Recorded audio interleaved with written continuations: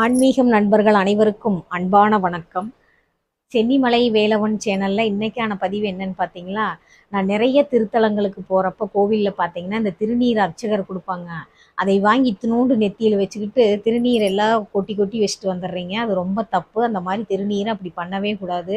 திருநீர் எவ்வளோ ஒரு சக்தி வாய்ந்த திருநீர். அந்த திருநீற்றுக்குள்ள மதிப்பு அவ்வளவு உசந்த மதிப்பு. கூன்னெடும் பாண்டியனுடைய வெட்பு நோயை சரி செய்த இந்த திருநீரு திருஞான சம்பந்த பெருமான் திருநீற்று பதிகம் பாடியிருக்கிறாரு. கூன்னெடும் பாண்டியனுடைய வெற்பு நோயை சரி செய்தது. அந்த பதிகம் மந்திரமாவது நீரு, வானவர் மேலது நீரு, சுந்தரமாவது நீரு, துதிக்கப்படுவது நீரு, தந்திரமாவது நீரு, சமயத்தில் உள்ளது நீரு, செந்துவர் வாயுமை பங்கன் திருவளவாயன் திருநீரே அப்படின்னு பதிகத்தை பாடணுன்னா அவர் மேனியெல்லாம் குளிர்ந்து போச்சான்.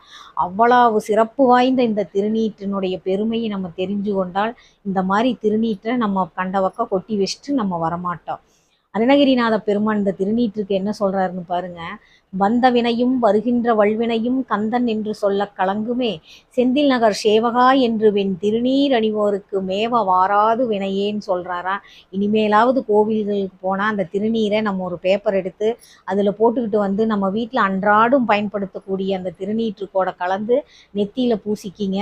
நம்மளுக்கு லட்சுமி கடாட்சம், செல்வம் சேரும், தொழிலில் முன்னேற்றம் கிடைக்கும். இந்த திருநீற்றில் அத்தனை மகிமை இருக்குது. இதை பயன்படுத்திக்கிங்க. மற்றபடி நீங்கள் அந்த கோவிலில் திருநீரை போட்டு வர பழக்கங்களை இன்னையோடு விட்டுருங்க.